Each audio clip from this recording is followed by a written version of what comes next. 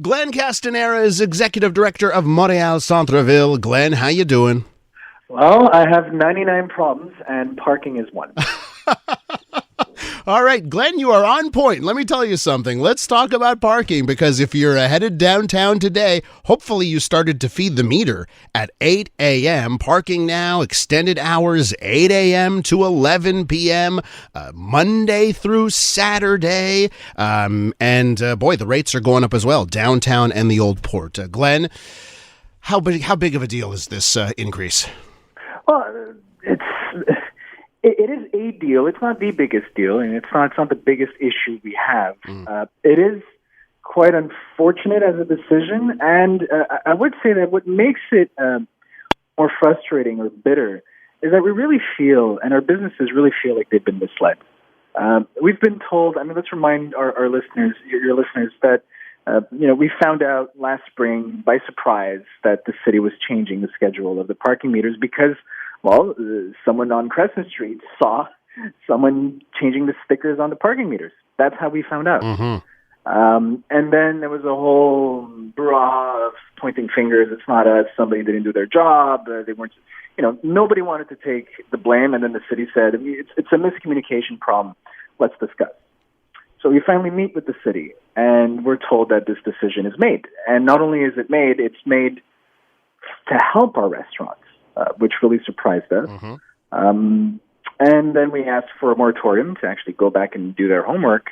And we see that after 6 months, well, they're still going ahead with it. So, I think it would have been more respectful if at least we were informed as to why downtown. Mind you, this measure is specifically for downtown. And then, the real reasons behind it. Is it a cash grab because the city's strapped? Is it to hire more police officers for downtown? Is it to help keep downtown cleaner? Or is it because really the on-street parking is completely saturated at night? None of these are the case. Again, we're told that this is to help our restaurants. And mind you, we've met hundreds of our businesses. Not one of them is favorable for this, which is to be expected.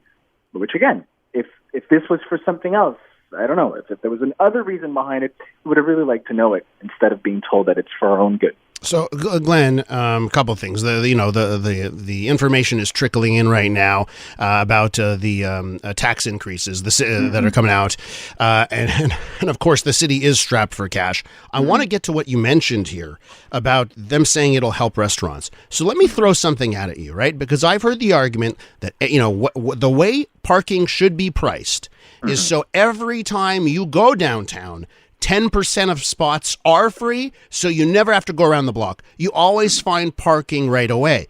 If you increase the turnover, well, then maybe it will help restaurants. Now, that's what I'm told, but I don't know if it applies in this context of Montreal. What can you add there? Is it possible it could help the restaurants? It is, and that theory is correct, and which is why we're trying to be very rational about this. That is the actual existence of parking meters were invented to favor turnarounds. And the worst thing that can happen in any commercial environment is that stagnation of the parking hoggers. You get these people, especially you see them in malls, for example. The mall rats are there. They're hogging all the parking spots near the doors, and then people that actually want to shop have to walk 500-600 meters. Now, in downtown, that's a problem as well. But that is only true if you've reached saturation, which during the day is very true. We need those rotations. We don't want office workers hogging the on-street parking. We want shoppers and people, in and out using those. That's not the case, Elias, between 7 p.m. and 11 p.m. We've done our observations, and the vast majority of the main arteries, such as Sherbrooke Street or the Maisonneuve or René Lévesque, are occupied less than 50%. So there is no reason at that point for any turnover. The vacancy is extremely high. And if anything, during the evenings, when the offices are closed, and late evenings when the shops are closed, the only ones really holding the fort and paying those taxes, which, mind you, Elias, are the highest taxes in all of Canada, are right here in downtown Montreal. And I would say that most of our businesses, although nobody's happy to pay taxes, are proud to be contributing financially to all the services throughout the city of Montreal.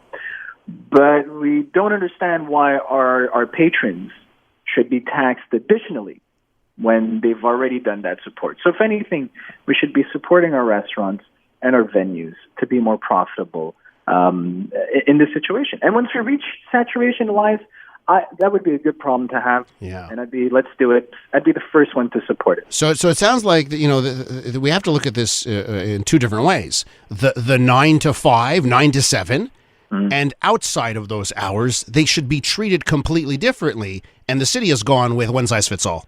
Exactly.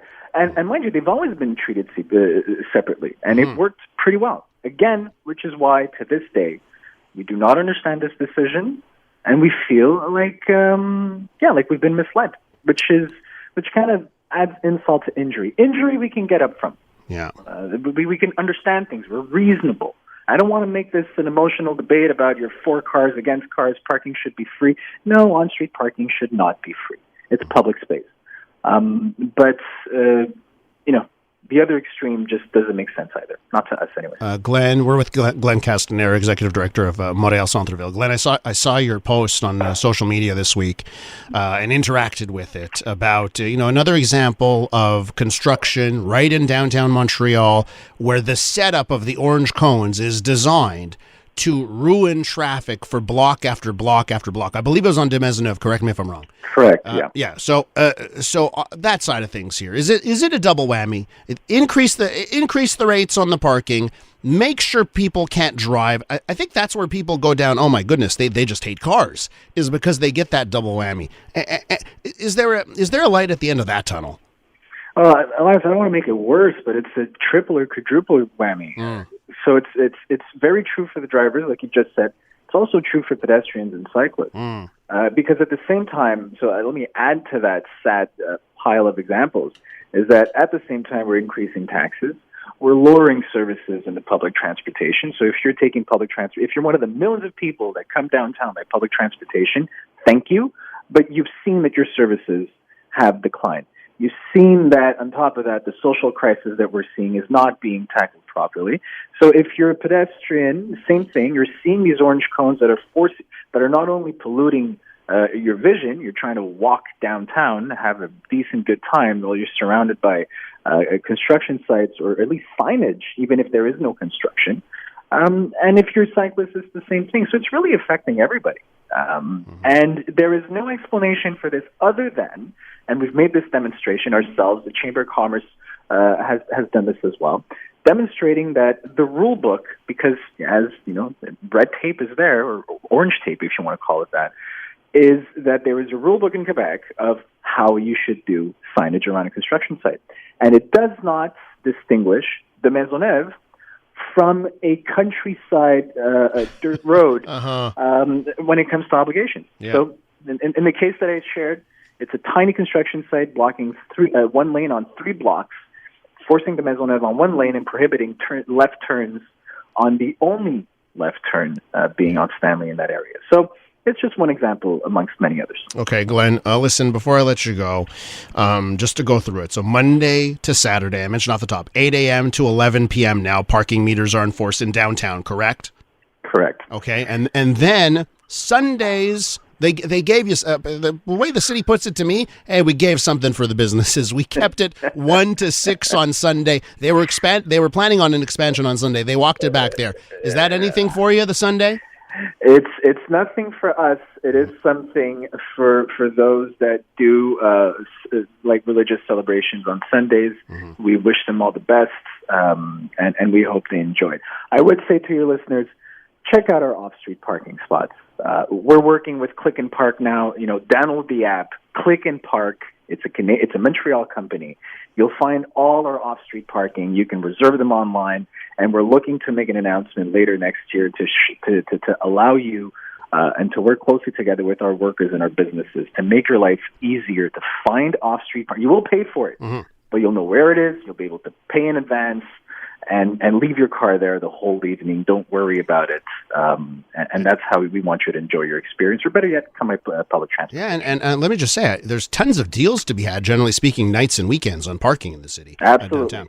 It's not rare to see $15 or less, which, mind you, is roughly what you're going to pay on street. Yeah. But the difference that, if it's cold outside, your car's warm, and if it's hot outside, your car's nice and cool. Glenn, we're going to leave it there. Be well. Have a great rest of the day. Thank you, Elias. You too. Glenn Castanheira, Executive Director of Montreal, Centre-Ville.